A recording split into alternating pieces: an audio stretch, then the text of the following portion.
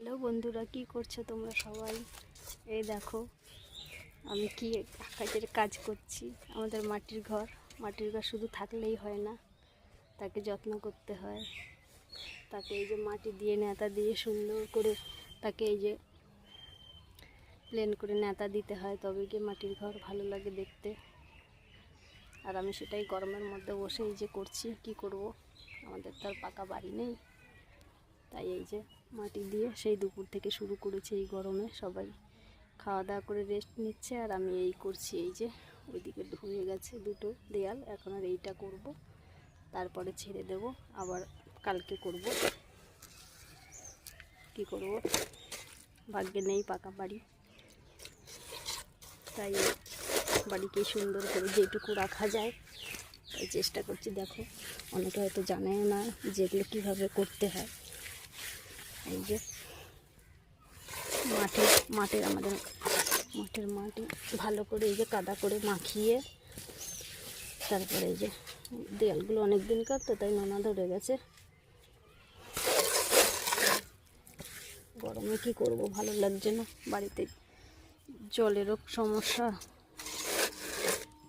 এখন পর্যন্ত তো সরকার দিয়ে কোনো ঘর পাইনি। দেখা যাক, এবার সরকারও বলেছে যদি একটা ঘরটা সরকার খাতায় নাম আসে, তাহলে যদি ঘরটা একটু মাটির দেয়াল আর দিতে ভালো লাগে না, খুব কষ্ট হয়, এতটাই কষ্ট হয়। আবার নেতা না দিলে এই যে দেয়ালগুলো ভেঙে ভেঙে খুলে গেছে, এগুলো মাটি না দিলেও ভালো লাগে না। দেয়ালের মাটি পুরো খুলে গেছে।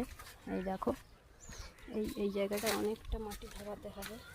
মাটি না ধরালে দেয়ালটা কি বিচ্ছিরি হয়ে গেছে দেখতে। এই যে এটার জন্য আলাদা করে মাটি মেখে রেখে দিয়েছি, ওটা আরও দুদিন পচবে মাটিটা, তারপরে ওইটা দিয়ে নেতা দিতে হবে।